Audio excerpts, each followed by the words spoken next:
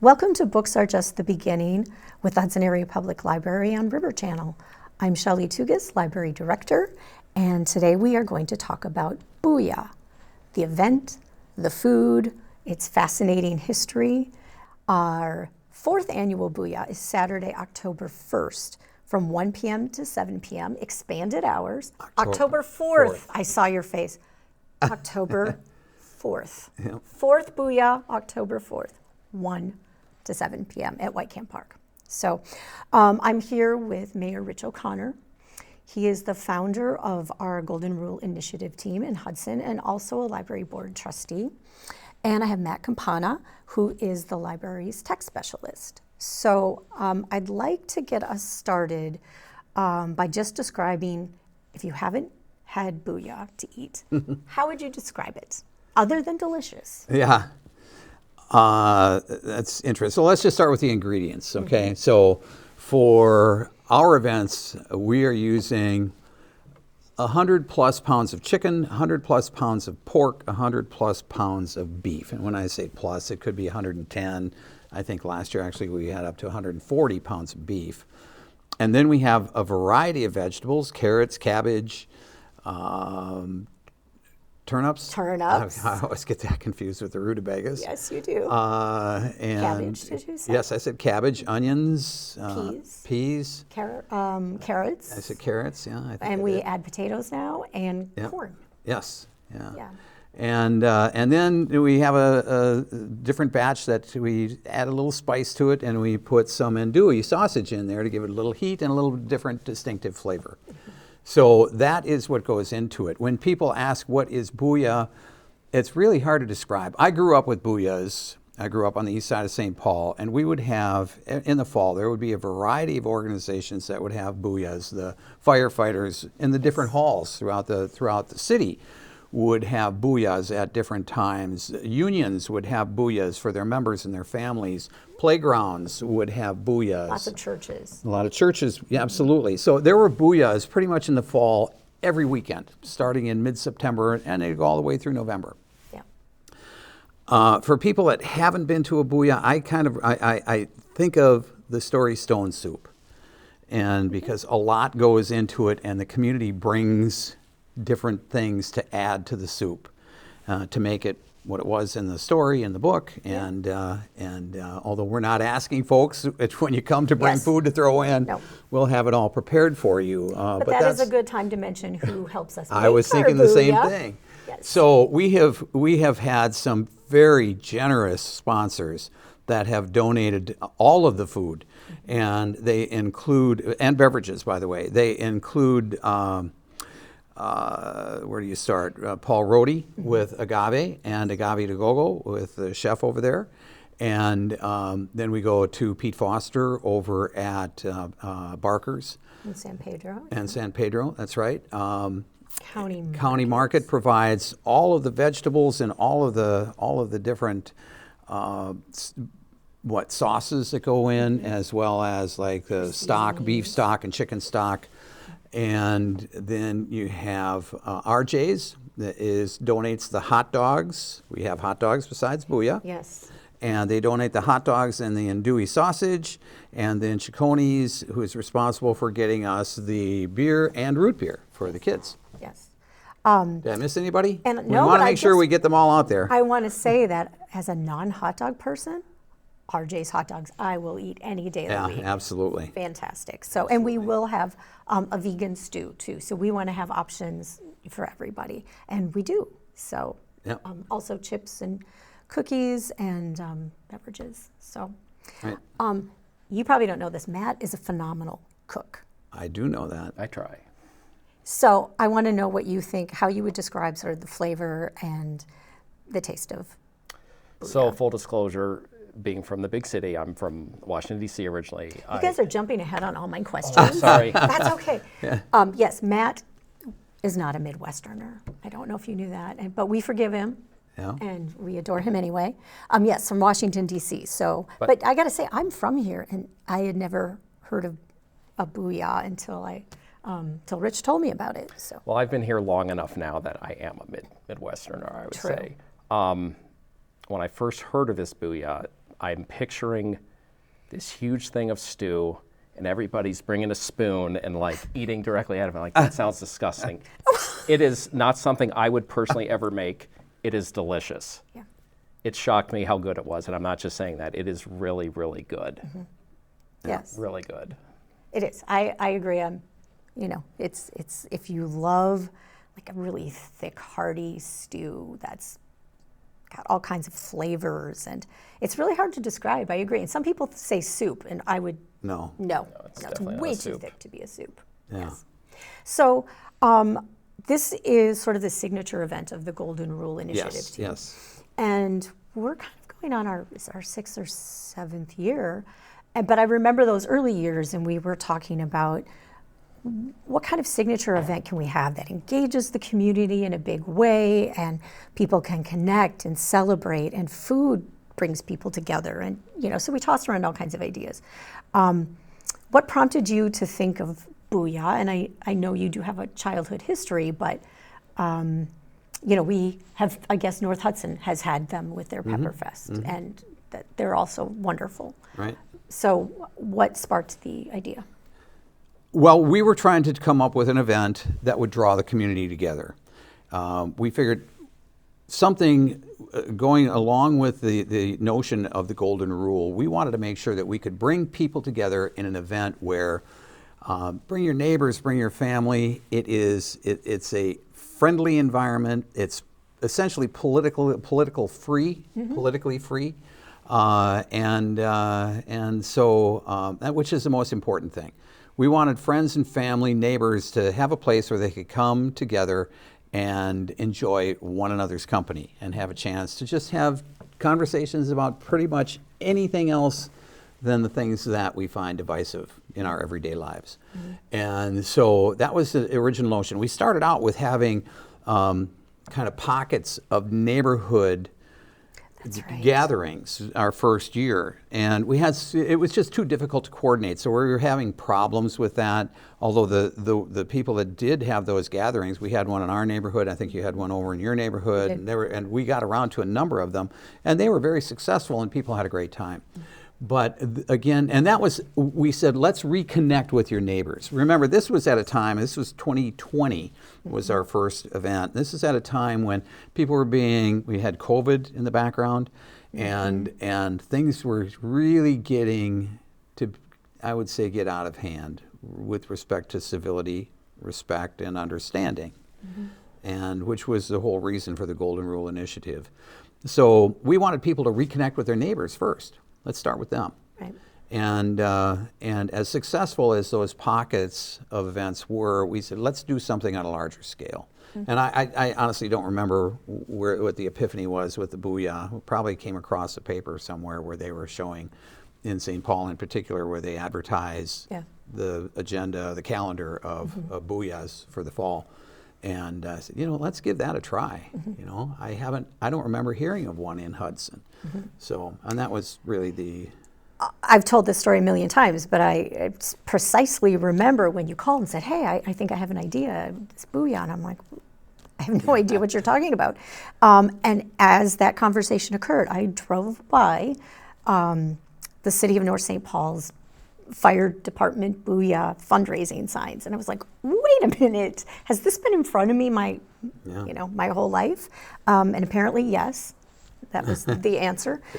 But I think food is sort of historical connection for people. If you can meet over food, there's a sense of fellowship and that face-to-face interaction, which we don't have as much as we've had. I mean, people engage socially so much on Facebook and other platforms, but that face-to-face, you interact in a very different way.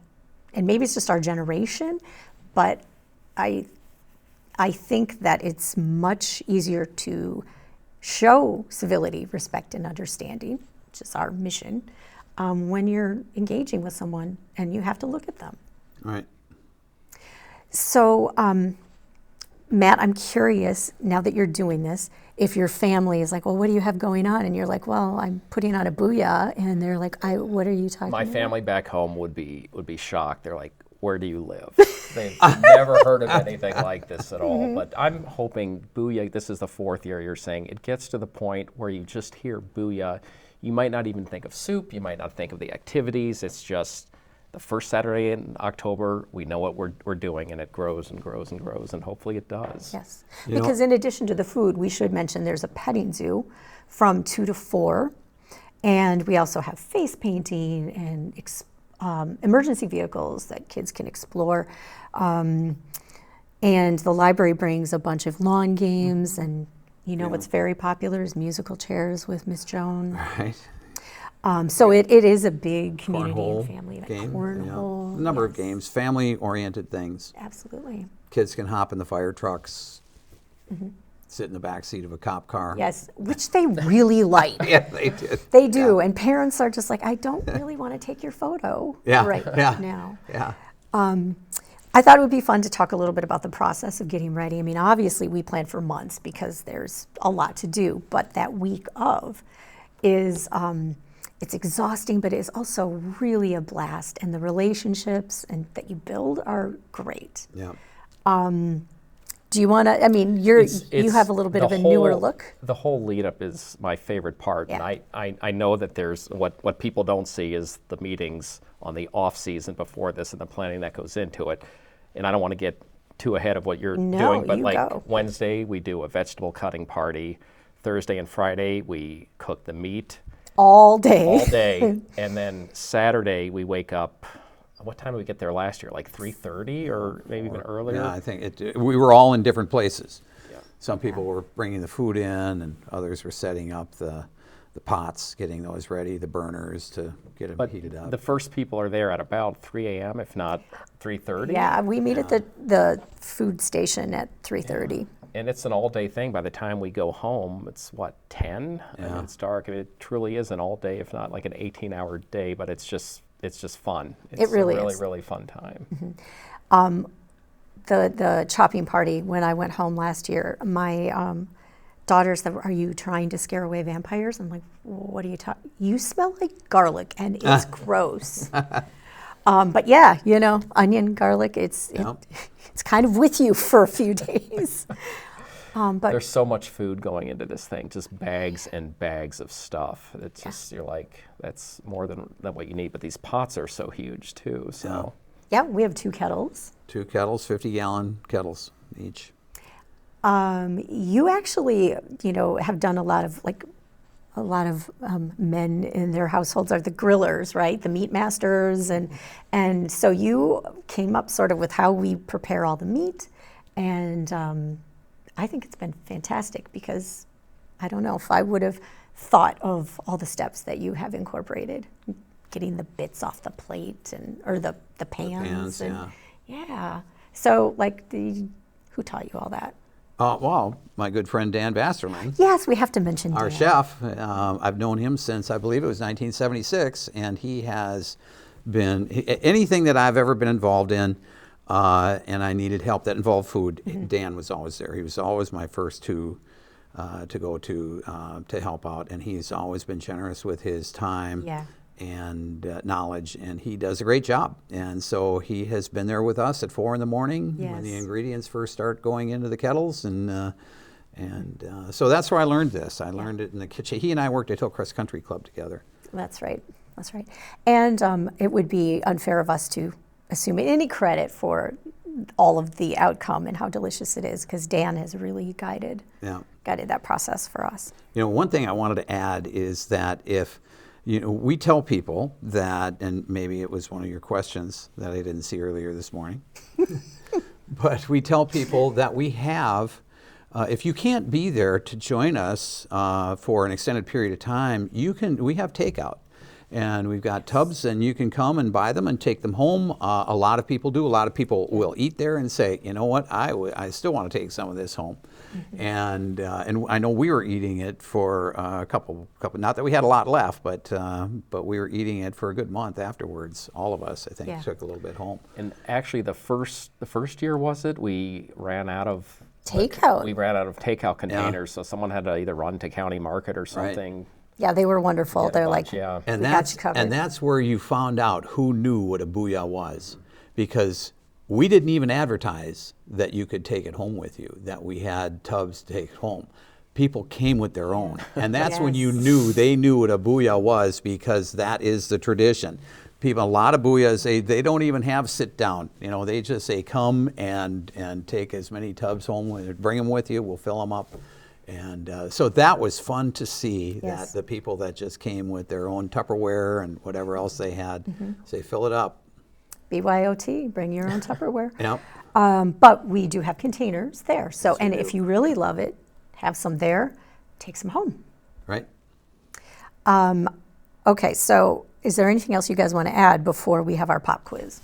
Oh, man. Specifically for paying for this, it's not cash only. We can do credit cards, you can do a tap, you can do this, you know, we have a Square reader and it works awesome. And the event itself is free, it's just the food that's for purchase. Right. I would like to add this. People will say, okay, so where does the money go to? Yes, Right? good question. And that's important because it is a fundraiser. And we are trying to raise funds to heighten the awareness of the Golden Rule in our community. And so the money has gone to put out over 400 yard signs that say the Golden Rule starts here, and right here in my home, my yard. We have to have Booyah signs. That costs a little bit. The updating of those signs costs a little bit. We have put out over 40,000 bookmarks with the Golden Rule. And so we like to continue to purchase those. Those essentially, the main focus on those is to get them in the hands of the kids through the library or through the schools. The schools has been a great partner with us, the Hudson school system, to once again get kids talking about the Golden Rule, what it means, and how it affects their everyday lives, especially when we talk about put it in the context of bullying in particular. So we've done that with stickers that the kids can put on their backpacks, on their water jugs and things like that. What else have we done? We're talking about banners right now that we would like to be hanging out on the lampposts. Right. And so we're getting bids on those things. Rulers. The Golden Rule, in my world, when I was in first grade, we had at our desk on first day of school, we had a ruler that had the Golden Rule on it, sponsored by Coca-Cola. Yeah. And it didn't say the Golden Rule; it said a good rule. And in fact, in my conversations with the Lions Club about joining our effort, one of the gentlemen there brought out a ruler that he had from when he was in grade school in 1936. And the same thing, Coca-Cola was the sponsor and it said a good rule. Actually, that's the one that said a good rule. I think the one that I saw actually said a Golden Rule, but we were taught that it was the Golden Rule. And we have since started to purchase some of those, and we would like to get those in the hands of every student in every one of the schools here in the Hudson system, private and public. So that's where the money goes. The way we raise funds is by getting donations of the ingredients and things like that for the Booyah, but also the cash that comes in to pay for the Booyah and the other food that we have. And the beverages. We do have beer there and root beer for the kids. Yes. And we've also done some really fun kid events, magic shows. We've done special story times, and we've been at community events where we can do little giveaways like the Golden Rule necklaces. And, right, that's right. And we don't have Goldie. We have a very large giraffe, Goldie, who appears at the Golden Rule every year, and it's a free prize drawing. You don't have to stick around to win. And so one family gets to take Goldie home. So right. Goldie is at the YMCA right now if you want to see Goldie. Okay, so you especially should know this. Uh-oh. Okay? Pressure. So this is our pop quiz. The Green Bay Rockers were previously the Green Bay Booyah. Did you know that? The Green Bay what? Booyah. What was the first thing? The Rockers. They're currently the Rockers. Now and before that, they were the Green Bay Booyah. But what was the team's first name before that? Wow. Glad she pointed to you, Matt. Yeah. He's our sportsman. Give me a hint. Is it an animal? It is an animal. It's a reptile. Or reptile. It's not a Toothless. It's not a Okay, toothless. it's the Green Bay Lizards. Bullfrogs. The bullfrogs. How long ago was that? I think they did the Green Bay Booyah from like 19 to 22, 2019. No, 2000. Yeah, 19. It's a very short period of time, like 3 years. They should have kept it. I don't know. Yeah. But during the time that the Rockers were called the Booyah, they would serve chicken booyah during their games. And it was from a kettle they claimed was the world's largest booyah kettle. Ooh. How big was the kettle, and how can we get it? And how can we get it? How big? Well, how many gallons? The world's largest kettle. I'm going to say 400 gallons. Bigger. Well, if we're playing that game, I should say 401, but I'm going to go 1,000. I'm going to say this thing is huge. 2,000 gallons. Wow. Can we lift that? No, we need a crane. How Do you have the lid for How it? do you stir it? Are you inside of it, or That's a great question. Maybe they use the crane. there? Yeah. Oh, okay. Bonus question, if you know this. When they were the Booyah, what is the team's mascot? And think about Sylvester Stallone. That's your hint. A cow. He was pounding beef back in the butcher shop. That's true. That's true. You're on the right track. I'm going to need a hint. Okay, Rocky. I'm not going to just have nobody likes dead air, so I'm going to tell you. Rocky Balboa. Oh. And you know when they came up with that, they are That's- high-fiving each other like, gosh, we are so smart. And then they discontinued it after 2 years. That's right. I don't think the school district would be open to changing the name of the mascot. No. Yeah, let's not go there. Okay, final. In May this year, Green Bay had a Booyah battle, which we should enter. I'm just saying. So who won? And I want you to think place, not person. The team that won the Green Bay Booyah battle last May. I hope they're from Green Bay. Yeah. No, they were not. Well, we didn't enter, so it wasn't us. We've ruled out two. Is it in Wisconsin? It is. Lacrosse. Well, yes, this is interesting. No. River Falls. No. Okay, I'm going to give it to you. Waukesha. Because, yeah, just keep going. Economawalk, all the hard names. Minocqua. It was the team from the Belgian Heritage Center in Brussels, which made me think international. Brussels, Wisconsin. Didn't know there was one. You do now. You have learned so much, as you do at the library. Yep. Any closing thoughts? I'm looking forward to it personally. This is one of my favorite events of the entire year, and I'm happy that the library's involved in Yeah. it. So, and I do hope it gets, larger every year because it is an awesome thing. Yeah. Ditto. I would. I want to thank everybody that has participated in this and that has made it such a successful event. It really took off our first year. We were very nervous about that, and it has really gained a lot of steam since then. But I think we would be remiss if we didn't mention all of the people, all of the organizations that are involved in the Golden Rule Initiative, which would then help me out with this because this is right. I didn't have this prepared, but Yes. we have the school district for sure, the library, our Rotary clubs, the Boy Scouts in town, and all these people volunteer to help out on that day, and it doesn't have to be limited to just them. Our ministerial association, which is all the churches in the city. YMCA. YMCA, We have yeah. Youth Action Hudson. Yes. Yeah. Yeah. Before. I think they have partnered with the Y on these events. Yeah. The Lions Club, the Kiwanis. Kiwanis Club. Yes. Who are we missing? I don't want to miss people here. Well, but- we've had, like, the police have come, Lakeview Oh, EMS, yeah. the fire department. Yeah. So we've had some really incredible, and the Parks Department has been wonderful about Right. helping us get the site ready. Right. So. I think it's noteworthy as well that our Daybreak Rotary, I believe, is the first Rotary organization Yes. in the world to declare themselves a Golden Rule Rotary Club. Yes. And it's something that they talk about at every meeting. Right? We do. I'm a member of that Rotary, and we have it as part of our creed. We talk about what we do and how we behave as a Golden Rule Club. And it's really exciting to have been in a club that, made this really cool designation for itself. Yeah. So, Cool. Well, thank you both for coming, for being here, participating. I think it's going to be amazing. So please join us October 4th. Saturday. 1 to 7 p.m. at White Camp Park. We're doing it rain or shine. So That's right. That's right.